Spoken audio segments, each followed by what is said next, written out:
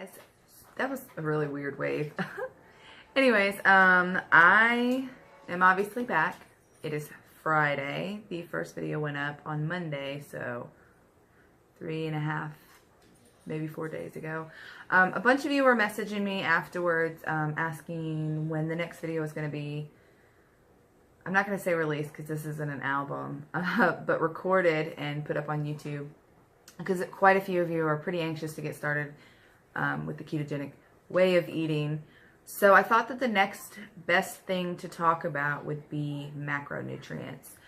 Macronutrients are a huge part of what goes into the ketogenic diet, what makes keto different from just regular low carb, high fat, what makes it different from Atkins, and basically anything else you can think of.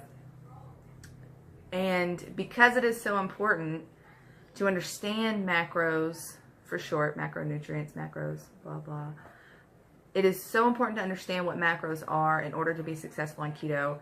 It made more sense to talk about interpreting nutrition labels and things like that so that you can track your macros.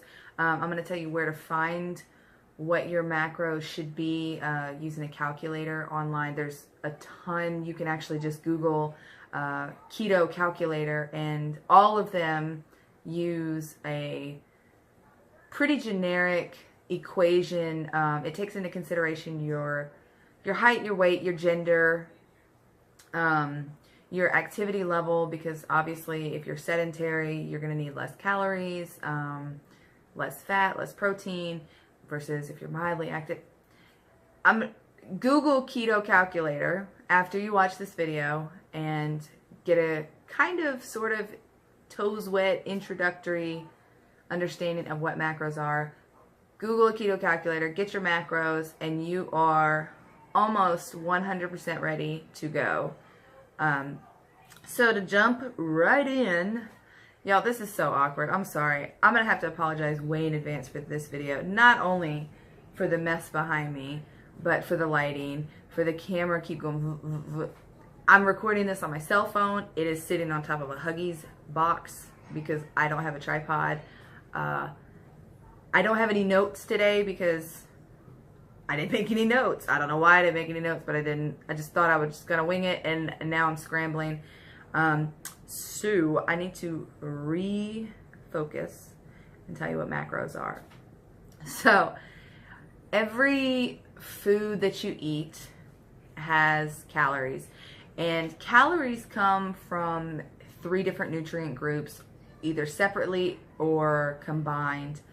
And those 3 nutrient groups can be broken down into fats, proteins, and carbohydrates, which is the 3 big things that we talked about in the first video whenever we were talking about what keto is. Those are the 3 big things that you have to watch your ingestion intake level, because those 3 key things are what make this whole thing either successful or unsuccessful for each individual. So if you didn't already know, and it's not really important, but a calorie is basically just the unit of measurement that we give to each piece of energy that we can derive from a gram of either protein, fat, or carbohydrates. Just to be completely honest, I don't know off the top of my head, and since I didn't make notes, I don't know off the top of my head how many calories you get per gram of fat, protein, or carbohydrates. I know it's different. If I had to guess, actually, I'm not even going to guess because I don't want to give you any wrong information, but just know that that's where calories come from: proteins, fats, and carbohydrates. So the whole point of knowing what your macronutrients are and what your macros are is to be able to kind of puppeteer and control your body's metabolic state at all times. So the average person has 3 different metabolic states, and that's fed, fasting, and starving. This is important because keto, the whole point of keto is to keep your body in the metabolic state of always burning fat, which doesn't happen for the average person. Even if you're working out all the time and not watching what you eat, So the fed metabolic state is the state that your body's in right after you eat. That's one of the highest metabolic states. Like, you know, it's like burning all, for the average person, it's burning all of the sugar. It's burning, it's turning the sugar into glucose, and that's what it's burning immediately for energy. And yeah, so the next metabolic state is fasting, and that's where you haven't fed your body between 2 and 8 hours, give or take. Generally, the average person will go into a fasting state while they're sleeping. The metabolism starts to slow down a little bit because you're not getting calories into the body. It thinks it has to start reserving. Take it down. Sorry, my dog. Your body thinks it has to start reserving energy because it's not sure when it's going to eat again. So that leads into the third metabolic state, which is starving. And it's not like, oh, you missed breakfast and now it's almost lunchtime and you're starving, or like you're so hungry you feel homeless. Like that's not the metabolic state of starving. And that's whenever you haven't eaten it within probably 24 to 48 hours. And that's when your body's metabolic rate really slows down and it starts conserving everything that it has left, and it burns energy way slower. And that's why you get so tired if you haven't eaten. So yeah, now that we understand the metabolic states, the importance of balancing your macros to keep these metabolic states in rhythm to where you never reach, most definitely never reach starving, because you never, ever, ever want to slow your body's metabolism down to the point where it thinks you are going to die, or it doesn't really know when the next time you're going to eat is. So knowing how many grams of fat and how many grams of protein and how many grams of carbs you're supposed to be eating a day is, again, the foundation of successful keto. So I'm going to start with carbs because that's the biggest kicker, and it's usually pretty much the same across the board for everyone. Fats and proteins is what really varies from person to person as far as how many grams of each you're supposed to be eating every day. So for keto, the average person can induce a state of ketosis by eating 20 grams of carbs or less a day. Some people have success with 50 grams. Some people have success with only 15. It really depends on the person, and it's kind of just figuring out what works for you. There are keto urinalysis strips that you can buy from Amazon. They're like, I think it's like $10 for 100 of them, and you just, you know, when you wake up in the morning, you pee on them, kind of like a pregnancy test, and then they have different colors, and it'll show you different concentrations of ketones in your urine and everything. But keto is ketosis is a state that you'll be able to tell when you're in ketosis and when you're not. And I say that because as a person who's never been in ketosis, you're going to notice the symptoms as soon as you get into it, because you're going to get dry mouth, which goes away. You know, your body adjusts. You get dry mouth. Some people get bad breath. I know that my armpits smell kind of funky. I know that's probably too much information, but you can ask pretty much everyone at work. I was like constantly walking around like, do I smell bad? Because I kept smelling like this weird, it's kind of hard to explain, like this weird smell. It was like, I mean, I didn't stink, but when I sat down, like if I happened to lift my arm, you know, it just, anyway, so bad breath, dry mouth, you pee a lot more, because one of the most important things about keto is that you seriously up your water intake. If you are a Coke drinker, if you're a strictly coffee drinker or a tea drinker, anything that isn't H2O, 2 hydrogen plus 1 oxygen, you got to adjust that. Because if you do not drink enough water, keto is not going to work for you. Low carb, high fat might, just generic low carb, high fat might, but keto will not, because it is actually just as important to drink close to 1 gallon of water a day as it is to balance your macros and eat what your macros tell you to eat. To pause you whenever I was getting lost talking about water intake and all that, and I ran to my fridge to grab something that I could show you a nutrition label on.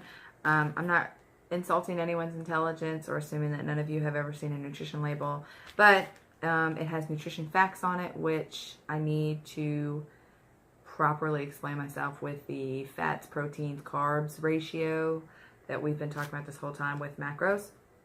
The first thing, which will probably take the longest for me to explain, is total carbohydrates. And that's always going to be towards the bottom on a nutrition label.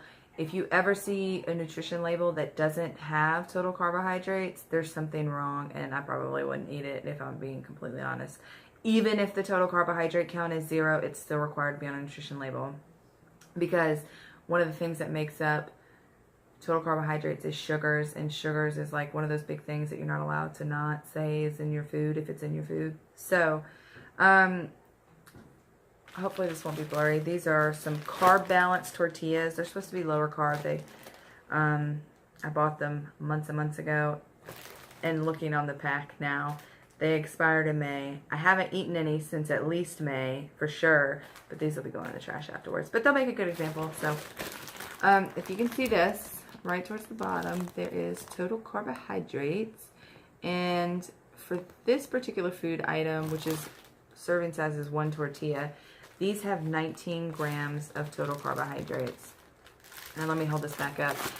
If you can also see under total carbohydrates, there is a dietary fiber and there's sugars. On some diet foods, ooh, I almost lost my camera there. On some diet foods, there is sugar alcohols listed, but that's something we'll touch on in a couple videos from now, because it's not something you really should be worrying about if you're eating whole foods or unprocessed foods or anything like that.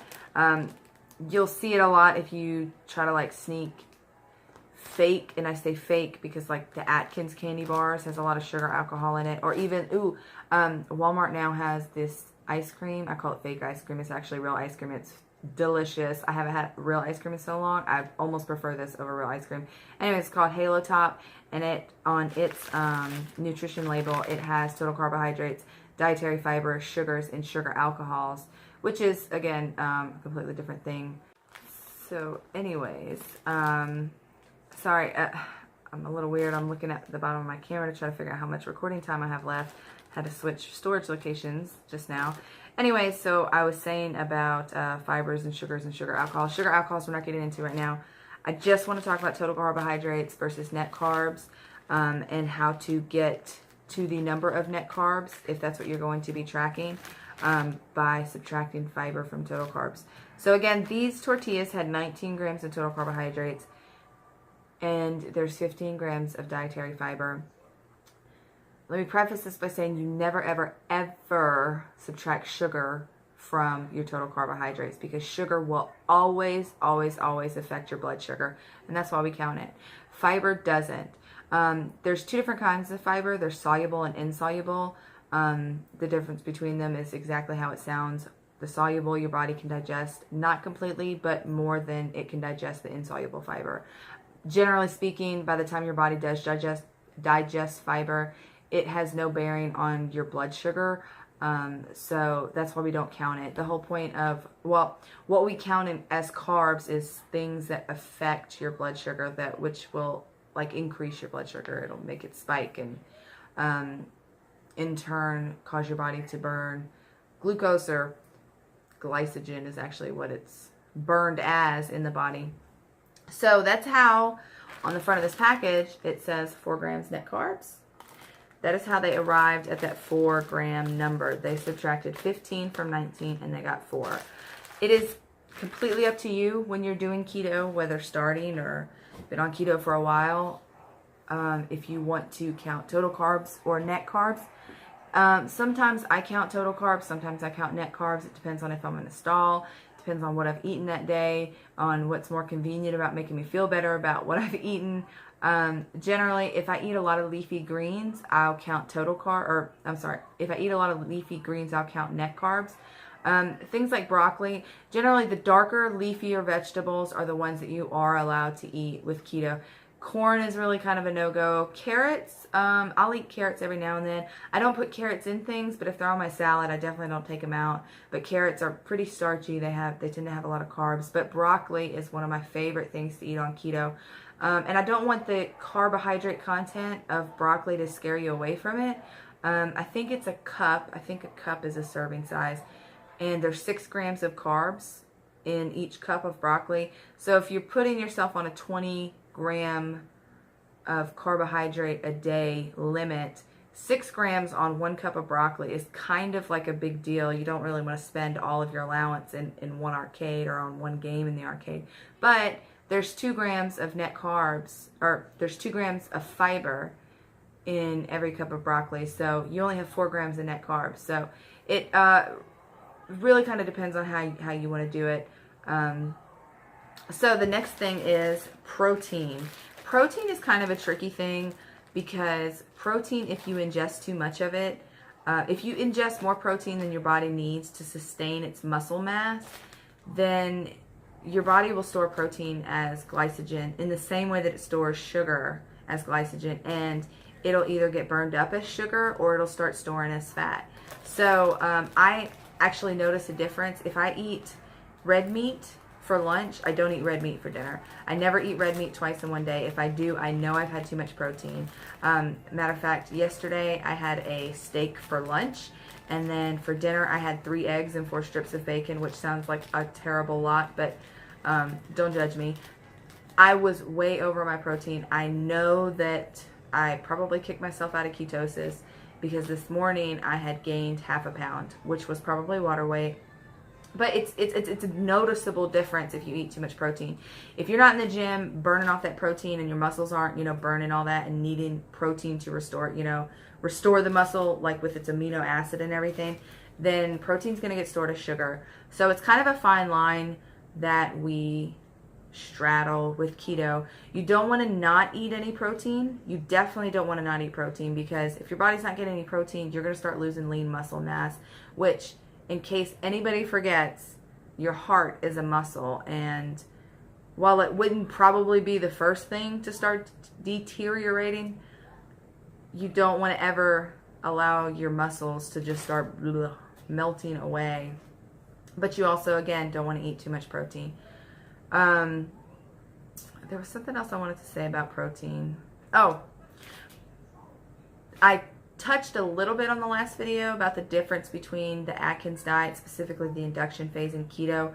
Protein is the biggest thing. I said it was, last video I think I said it was calories, which it is, derived from protein. On the Atkins diet, they encourage, as much meat as you want. They don't really put a limit on protein. But the Atkins diet is not focused on inducing a state of ketosis. So, it can still work. You can still eat, tons of red meat and still have success, but it's not keto. You're not going to be in ketosis if you're eating too much protein, because it will turn to sugar. Well, maybe not sugar, but it will process like sugar, store as sugar and fat in the body. So, speaking of fat, the last macronutrient or nutrient group within macronutrients that we're talking about is fat. And on this, get a little bit closer. On this, you can see there is 4 different kinds of fat listed by the total fats. I didn't make any notes, so I can never remember off the top of my head if it's the polyunsaturated that's bad or if it's the monounsaturated. I think it's the poly that's bad, and that's what you find in vegetable oils and things like that. And those are the ones you kind of want to stay away from. When you start keto, you really want to start using, I think it's monosaturated, which is like avocado oil or sunflower seed oil. Olive oil is obviously the big one. Bacon grease is a fun one. Like, save all of your bacon grease and cook everything with bacon grease, and not only will it taste more delicious, but you'll be getting the good fat.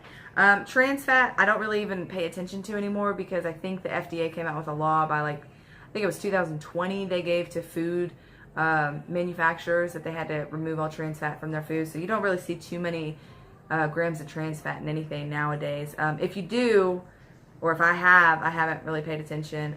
But if you do see any trans fats, I would probably shy away from that, because generally trans fats are mostly in processed food, like super processed foods, which would probably have a lot of sugar as well.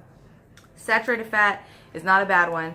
Matter of fact, fats in general are not bad, especially if you're eating low carb. Fats are required for your body to function properly. They're required for the brain to function properly and everything like that. But you also have to consider okay, let me back up. A lot of people get scared when you say low carb, high fat, or you're not eating as many carbs, you have to eat more fat. A lot of people get scared of fat. Fat is not bad. It's not. If you are still eating high carb, high fat, then yes, fats can be dangerous, and that's when it starts storing in your arteries and, causing heart disease and things like that. But if your body's burning fat, it's obviously not storing as much fat as it was, if any. So you also have to think about it in the way of this. Calories, well, we talked about calories earlier and what a calorie is. And actually, in one of these pauses, I found out, and I found the answer to what I was saying about how many calories is derived from each gram of either fats, proteins, or carbs. The answer is from 1 gram of fat, your body gets 9 calories. 1 gram of protein is 4 calories, and 1 gram of carbs is 4 calories. So you have to think about it when you're thinking about calories, that you cannot sustain a fully functioning machine like your body. You can't sustain it on just protein and carbs. You have to get calories from somewhere other than proteins or carbs, because remember, carbs are turned into sugar, or carbs are turned into glycogen in your body, and so is protein if you're eating too much of it. And because you're only getting 4 calories per gram from each of those, you got to get the calories from somewhere else, and fat is necessary. So that's basically it in the way of what macronutrients are and what the 3 main things are that you have to watch. I mentioned at the beginning of the video to Google keto calculator, put in your weight, your gender, your height, your activity level, what your goal is, whether you want to maintain weight, lose weight, gain weight, because keto can be adapted to all 3 of those things. And plug in all your numbers, plug in what you want, and I actually recommend, my favorite one is ruled.me. I'm not actually sure what the rules are, me mentioning his website in this, but I will link it in the description, so you can just go straight there and get your keto macros. And I think that you'll probably be ready to start with a ketogenic way of eating now that you know what macros are and what to look for. There's probably some more stuff that a lot of you are going to have questions about with macros, and I'm open for questions. I answered a few questions this week, but that's basically the gist of it. You guys are smart. You can figure it out. You know how to work Google if you can't get an answer back from me fast enough. So with all that, remember, my baby's about to start crying, so I'm trying to get out of here. I'm not a dietitian, I'm not a nutritionist, I'm not a doctor. I have to say that so that if any of you do anything against the information that I gave you, or if I gave you any information that was incorrect, I cannot be held liable. Not that it's like super dangerous or anything. But again, y'all don't blame me if you ain't doing it right. I'm just playing. I'm just kidding. Just message me with your questions. Okay, bye.